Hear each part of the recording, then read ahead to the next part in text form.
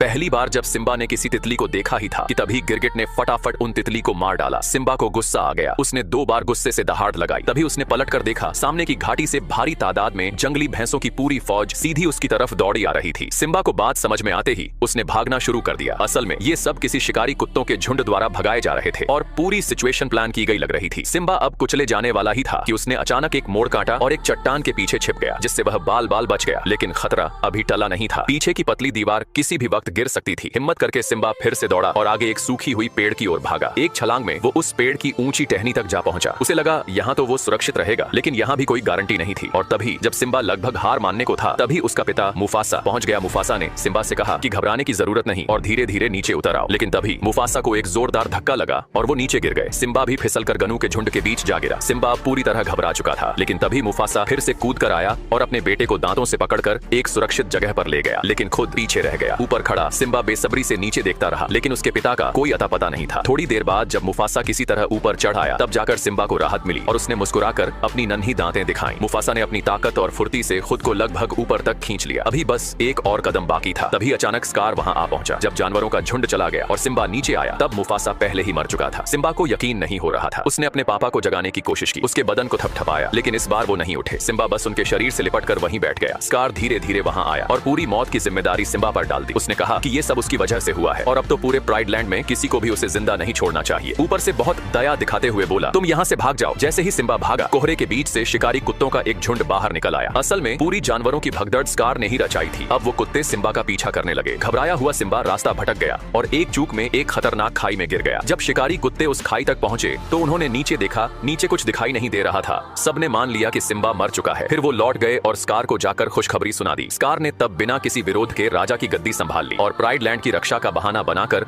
उन नफरत भरे शिकारी कुत्तों को भीतर बुला लिया। उसे क्या पता था कि सिम्बा अब भी जिंदा है। वो खाई में गिरते वक्त नीचे मौजूद एक मिट्टी की ढलान पर आकर अटका और जान बच गई। अब उसके पास कोई रास्ता नहीं था। वो रेगिस्तान पार करता गया। कई दिन बीत गए, पानी की एक बूंद तक नहीं मिली और आखिरकार वो बेहोश होकर गिर पड़ा। अगली सुबह कुछ गिद्ध उसकी ओर बढ़े और उसे घेर लिया। जैसे ही वो उसे नोचने ही वाले थे, तभी एक परछाई बेहद तेज रफ्तार से उनकी ओर दौड़ी आ रही थी। ये थे 2 मजेदार जानवर, एक सुअर और एक नेवला। उनका नाम था पुम्बा और टिमोन। सिम्बा को देखकर टिमोन डर के मारे 3 फुट ऊंचा उछल गया और 10 किलोमीटर तक दौड़ गया। उसे लगा कि कहीं ये शेर उसे खा ना जाए, लेकिन जब सिम्बा होश में आया तो उसने वैसा हिंसक बर्ताव नहीं किया जैसा आम शेर करते हैं। जब पुम्बा और टिमोन को उसके बारे में सब पता चला तो उन्होंने उसके साथ अपनी जीवन फिलॉसफी शेयर की। जिंदगी छोटी है, मस्त रहो। धीरे धीरे सिम्बा उनकी बातों में ढलने लगा। वो उनके साथ उस शांत जंगल में रहने आ गया जहाँ पुम्बा और टिमोन रहते थे। अब तो सिम्बा भूख से बेहाल हो गया था। पुम्बा ने एक सूखी लकड़ी को जोर से टक्कर मारी। अंदर से रेंगते कीड़े निकल आए। यही उनका खाना था।